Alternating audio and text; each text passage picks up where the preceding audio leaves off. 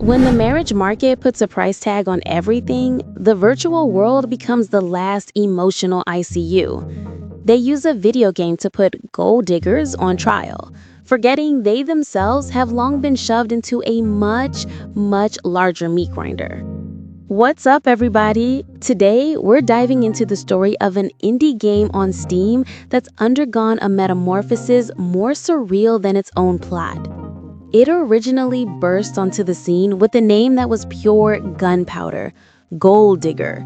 But less than 48 hours after launch, amidst a firestorm of controversy and mass reporting, it was forced to throw on a new disguise overnight, reappearing as Love Fraud Simulator. And guess what? That change didn't kill it. Oh no, it was like strapping a rocket to it. Whoosh! It shot to #1 on the international bestseller list, climbed into the top 4 globally. Peak concurrent players hit 87,000, cramming the servers tighter than the Shanghai metro during morning rush hour. At its budget-friendly price of 29 RMB, that's about $4, it sold nearly 700,000 copies in just 5 days. That's a haul of over 20 million RMB, or roughly $3 million. We're talking an average of over $500,000 a day. The National Mint would call that peak efficiency. But today, we're not here to talk about how fun the game is or its performance art name change. The game itself, along with the tidal wave of public opinion it unleashed, is a giant, warped funhouse mirror. It's been slammed down right in front of us, and the reflections it's showing are absolutely spectacular. The hair-trigger sensitivities of gender identity, the brutal survival struggles of working-class youth in the dating world, the excited panting of capital as it smells blood in the he economy, and that immense, ever-present social angst always searching for a floodgate. It's all churning together in there. First, let's look at the story. The protagonist is named Ben Mao Wuyulun, a name that just screams clueless, honest to a fault schmuck. He's your average office worker, completely mesmerized by a sweet-talking female streamer. Turns out, it's all a setup. She cons him out of his life savings and a 500,000 RMB inheritance from his grandfather. Money gone, he's blocked, he ghosted, vanished from his life. A blow that would leave anyone reeling. But then, the plot twist. Our boy Ben Mao awakens. He transforms into an undercover agent, infiltrating the so-called Gold Digger organization to orchestrate a meticulous revenge plot. Sound familiar? This isn't just fantasy. The game stitches together real-life events that have rocked the Chinese internet. Cases like Zai Sin, who allegedly drove her husband to suicide after draining his finances in a lightning-fast marriage. And of course, the heartbreaking fat cat incident from last year that left the entire nation grieving. He didn't just put the stories in the game. The developers even hid an acrostic poem in a character's name, Zhangji Meng. The first characters of each name read together spell out, "In memory of Fat Cat." But the masterstroke, they added a mutual support message board, and poof, it instantly became a massive digital confessional, a sanctuary for tens of thousands of men with similar scars to share their pain and find solidarity. So, is this really just a game? Hell no. This is an emergency room for emotional trauma in the internet age, specializing in treating all forms of frustration and injustice. The media's take on this whole thing has been as varied as a Sichuan opera face-changing act. Some praised it as the first ever interactive movie game against love fraud, giving it lofty accolades like innovating new ways to fortify the relationship security of our youth and boosting immunity against scams. They practically framed it as a modern-day Bible for fraud prevention. But let's look at the data, because that's where the mask slips. Among the sky-high 87% positive review rate, what are the most common keywords? Cathartic, realistic. Finally, someone dares to say it. In comparison, comments like, "I learned anti-fraud knowledge" are as rare as a panda in the wild. And that speaks volumes. What's the reality? According to the Ministry of Public Security's 2023 white paper, the case filing rate for love fraud is pitifully low, not even cracking 5%. Many victims, due to shame or lack of evidence, can only swallow their pain. But in the game, a few clicks of a mouse and players can see these gold diggers face legal consequences, experiencing a rush of vindication. This stark contrast between virtual justice and real-world powerlessness is a dose of potent magical realism, a cure for the suffocation of daily life. The explosive core of the controversy lies in that raw nerve, collective offense.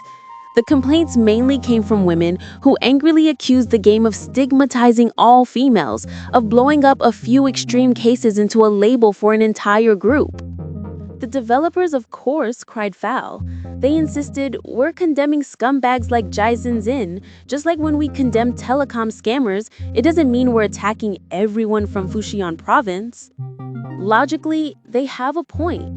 The problem is, when you try to make that logical point inside the modern-day powder keg of gender discourse, it's the equivalent of lighting a cigarette at a gas station.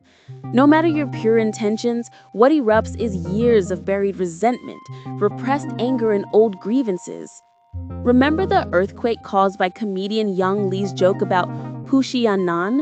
The internet exploded. The backlash was deafening. Well, tens of thousands of male players now gathering in a love fraud simulator to take down gold diggers is essentially the other side of that very same coin. The chain of magical realism is crystal clear. If you publicly criticize certain male behaviors, like being greasy or condescending, you might be praised as progressive and brave. But if you dare to point out certain female misbehaviors, like the gold digger phenomenon, you're likely to be branded a misogynist and accused of inciting gender conflict. As one philosopher noted, grand identity labels like gender are often as hollow as the picture of beef on an instant noodle packaging. Yet people love to use them as battle horns.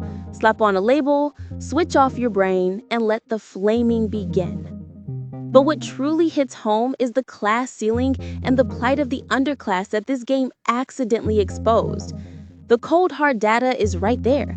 According to the National Bureau of Statistics in 2023, there are 17.52 million more marriage-aged men, 20 to 39, than women. In some remote rural areas, the ratio of single men, or bare branches, can be as high as 3-to-1, or even more. Getting married is harder than getting into Tsinghua University. Look at the urban matchmaking market. It's a veritable slaughterhouse. A report from a top dating platform showed that 90s-born men earning less than 8,000 RMB a month have a terrifyingly low success rate of around 11.3%. In the matchmaking corners of megacities like Beijing and Shanghai, a man's resume without a house or a car is considered less valuable than squat paper by the cleaning ladies. When the barrier to entry for city residency is higher than a potential mother-in-law's defenses, the ancient custom of the bride price has been brutally twisted into the NASDAQ of the marriage market. Highest bidder wins. In parts of Jiangxi province, the average bride price shot up to 380,000 RMB. You could buy a top-spec Xiaomi SU7 with that and still have change. The education gap is another soul-crushing blow. The academic elite from top universities at least get to experience campus romance, building an emotional cushion for the harsh realities ahead. But what about the guys who dropped out early? The ones sharing a single takeout meal in a cramped urban village or sweating on an assembly line? Their emotional world might be limited to the heavily filtered, eternally unattainable goddesses on TikTok and Kuaishou. Even more cruelly, they are often the easiest prey. A report from a local anti-fraud center revealed that men with a middle school education or less are over 3 times more likely to fall for pig butchering scams than those with a bachelor's degree or higher. Yet here's the paradox. When the public discusses things like PUA training camps being shut down, the focus is invariably on the evil of men being taught to be predators. Few bother to ask, what about the dozen young men crammed into a rundown apartment, learning these scripts like a cult? weren't they first scammed by life itself, paying exorbitant fees out of sheer desperation? They are perpetrators, yes, but before that, weren't they victims of a deeper societal problem? Their struggles and their voices are almost completely silent in the noisy public square. The game's accidental success has violently ripped open a long-neglected market, the he-conomy. Not long ago, Black Myth Wukong woke up the entire industry with its staggering global pre-sales, proving that the purchasing power of male consumers isn't a sleeping lion, it's a dormant volcano. Now the 20 million RMB in sales from Love Fraud Simulator or its predecessor, Gold Digger, is like the first puff of sulfurous smoke from that volcano's crater. It's scorching, pungent, but undeniably real. It precisely targeted a massive demographic that the market has selectively ignored for years. Young men who are constantly rejected in the dating market, whose emotional needs are invisible, and who have nowhere to vent. Here's a fascinating contrast. Female-oriented romance games like Mr. Love, Queen's Choice can easily rake in over 300 million RMB in their first month. But similar emotional products for men? For years, that space has been a barren wasteland. Does that mean men have no demand? Bullshit! Just look at them dropping 648 RMB on CSGO or Dota 2 loot boxes without blinking. Look at the Genshin Impact players spending thousands to pull for their favorite female characters. The purchasing power is there. It's just that nobody was willing or nobody knew how to build an outlet that could truly carry their emotions and resonate with them. This game's popularity is a form of long overdue rebellion. Not a rebellion of hatred against the opposite sex, but a stubborn assertion of their own long-ignored emotional value. There's a seemingly small but brilliant detail in the game. The protagonist names the pet cat he's raising for the female lead Fat Cat. This isn't just a tribute. It's a silent cyber funeral for that young life lost in the real world. Last year, the Fat Cat story hit the internet like a bomb. A 21-year-old gamer, living on the cheapest takeout, transferred his entire life savings bit by bit to his so-called girlfriend, only to end his own life in despair. The story twisted and turned, the truth became murky, and it was eventually swallowed by the internet's information torrent, leaving only mountains of takeout boxes by the river as a silent memorial. In the game, Ben Mao's successful revenge becomes a collective fantasy, an emotional compensation for the countless fat cats who feel powerless, wronged, and hopeless in the real world. It is a heartbreaking kind of victory. The development team's survival instincts throughout this have been a masterclass in performance art. The overnight name change, of course, but also plastering their promotional posters with politically correct slogans like sincerity, respect, equality, and mutual contribution in bold. The game's ending was even forcibly bent towards a track of forgiveness and positive energy. But players aren't stupid. They voted with their wallets, and the game still sold like crazy. Meanwhile, a top comment on social media cut right to the chase. Meek and submissive in real life, a vengeful god in the game? You're even trying to harmonize revenge in a virtual world? The sense of absurdity and disconnect is potent enough to be a black comedy film. It's as surreal as promoting a professional esports major inside a boot camp for internet addiction. But we have to dig deeper. When real-world emotional education and psychological knowledge are severely lacking, is it realistic to expect a video game to act as an anti-fraud teacher or a relationship guru? The wish is beautiful, but reality is brutal. Let's look at the public security data again. In 2023, among online dating scams, victims aged 18 to 30 accounted for a staggering 73%. Their average financial loss was a jaw-dropping 57,000 RMB. That's enough to buy almost 2,000 copies of Love Fraud Simulator. Even more ironically, the real-world market for emotional education has long been cornered by charlatans selling snake oil. You can find so-called advanced dating courses and charisma training camps on knowledge-sharing platforms for thousands of dollars. Click on the reviews, and the top comment is often something like, "Finish the course, the girl of my dreams still treats me like an ATM. Can I get a receipt for the tuition to offset my bride price?" This sense of disconnect and powerlessness is more depressing than any game plot. And look at the interactive movie game industry as a whole. Beneath this explosion of popularity lies a deep sense of suffocation. Although this game's peak player count of 87,000 easily crushed the last year's hit Love Is All Around, the genre of Chinese live-action interactive games is still stuck in a small workshop production swamp. Let's compare two sets of data. The gap is just heartbreaking. Love Is All Around sold over 2.6 million copies for about 130 million RMB in revenue. That's considered legendary in the industry. But that amount of money?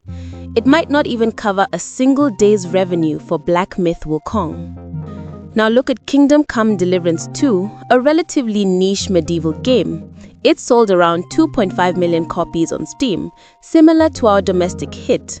But its price point is 228 RMB, or about $32. Its total revenue easily topped 570 million RMB, completely dominating our local interactive games. While we are over here arguing about whether a $4 game should be labeled as misogynistic, others are quietly making a fortune. The industrial gap and the difference in business logic are worth serious reflection. Some industry analysts attribute this phenomenon to the film industry crossing over to cash in.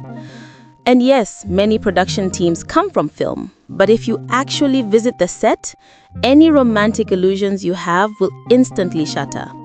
Filming on location in a Guangjing urban village, extras earning 80 RMB a day, the director rewriting the script with one hand while checking a list of sensitive words with the other.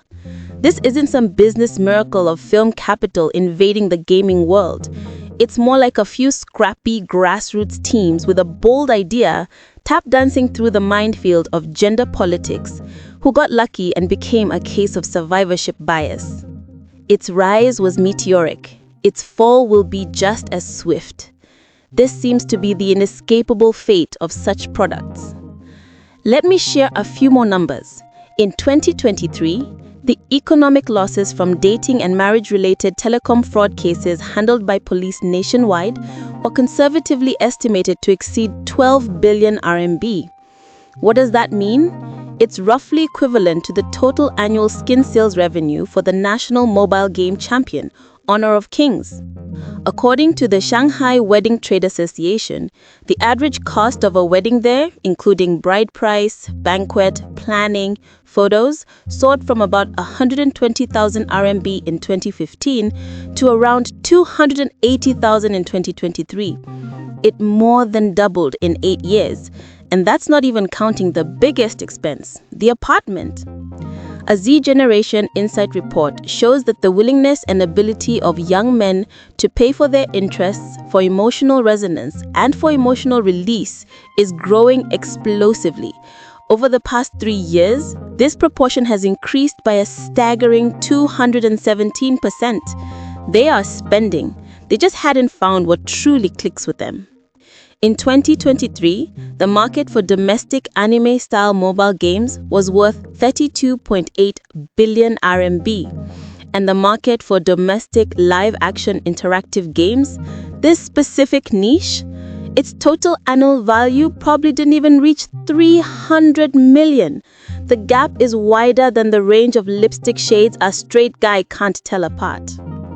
Ultimately, the explosive popularity of Love Fraud Simulator is a large-scale societal stress test. It has precisely jabbed at the most sensitive, anxious, and easily manipulated nerve endings in our society today: gender issues. When gender conflict is intentionally or unintentionally shaped into a password for internet traffic and a tool for profit, the space for rational discussion gets squeezed like a compressed biscuit until it becomes a fragile thing that shatters at the slightest touch. Nobel laureate in economics Amartya Sen put it perfectly in his book, Identity and Violence. when people are crudely stuffed into the narrow box of a single identity, violence, whether verbal or physical, begins. So in the real world, how many couples have broken up over sky-high bride prices, their stories becoming trending topics? And how many public policies are actually targeting these structural pain points? Things like promoting a healthier, olive-shaped social structure by growing the middle class, substantively loosening the restrictions on new migrants getting residency in big cities, reforming vocational education to increase the income and social status of blue-collar workers so that young people can actually put down roots in a city? The progress on these fundamental solutions is probably moving 10 times slower than the protagonist's revenge meter in the game. So my friends, let's stop getting hung up on whether the game should be called Gold Digger or Love Fraud Simulator. That's all just noise. The real questions we should be asking are, while 80,000 players are exacting justice in a virtual world, can the case filing rate for real-world love fraud climb up from that pathetic 5%? Even to 5.1% would be progress.